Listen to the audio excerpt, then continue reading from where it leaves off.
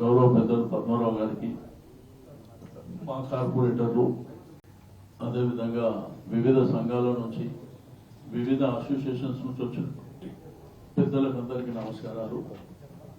పాత్రికేయ మిత్రులకు కూడా. చరిత్ర ఉన్నటువంటి సికింద్రాబాద్ పేరు మార్చాలనేటువంటి ఒక రాచరికమైనటువంటి, అంటే నా సామ్రాజ్యం నా ఇష్టం ఉన్నట్టు నేను చేసుకున్నటువంటి ధోరణి కనిపిస్తుంది. హైదరాబాద్, మల్కాజిగిరి, సైబరాబాద్. మల్కాజిగిరి అనేది ఒక గ్రామం, సైబరాబాద్ కూడా ఒక గ్రామం. హైదరాబాద్, సికింద్రాబాద్ అనేది చరిత్ర, ట్విన్ సిటీస్. అంటే హైదరాబాద్ జంట నగరాలు, ట్యాంక్ బండ్ అటువైపు హైదరాబాద్, ట్యాంక్ బండ్ ఇటువైపు సికింద్రాబాద్. ఏవైతే గ్రామాల్లో డెవలప్మెంట్ అయిపోతూ ముందుకెళ్తే కొత్తగా డెవలప్ చేయాలనుకుంటే కూడా ఎవరికి అబ్జెక్షన్ లేదు. కానీ చరిత్ర ఉన్నటువంటి సికింద్రాబాద్, లష్కర్ బోనాలతో పాటు మొదలుకొని సికింద్రాబాద్ రైల్వే స్టేషన్, ఇక్కడ రాష్ట్రపతి గారి విడిది ఏదైతే బొల్లారం ప్రాంతం కానీ, కంటోన్మెంట్ కానీ, పరేడ్ గ్రౌండ్ కానీ, జిమ్ఖానా గ్రౌండ్స్ కానీ, Arts College, Arts and Science College, Mahbub College, Clock Tower, ఇట్లా చాలా చరిత్ర ఉన్నటువంటి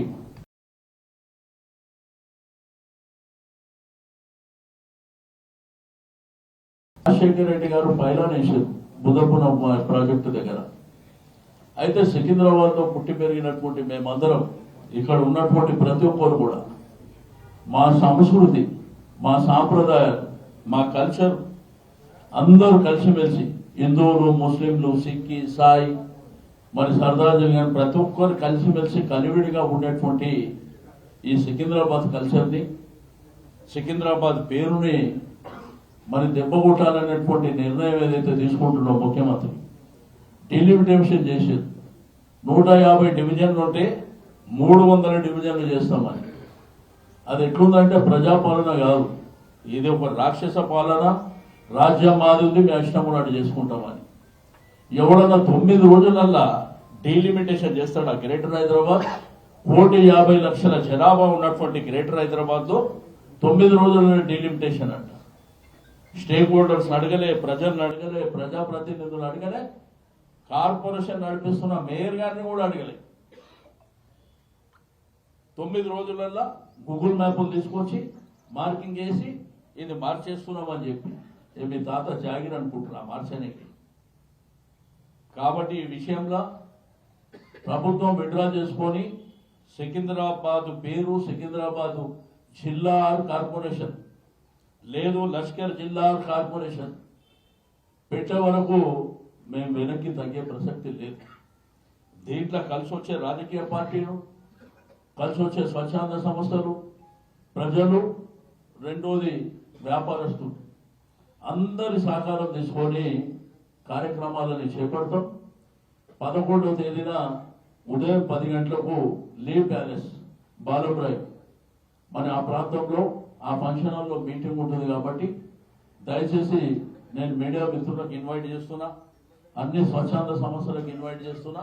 ఎట్టి పరిస్థితుల్లో ప్రభుత్వం మా పేరు, మా ఏదైతే సికింద్రాబాద్ పేరుందో ఆ పేరుని పెట్టే వరకు మా పోరాటం ఆగదు.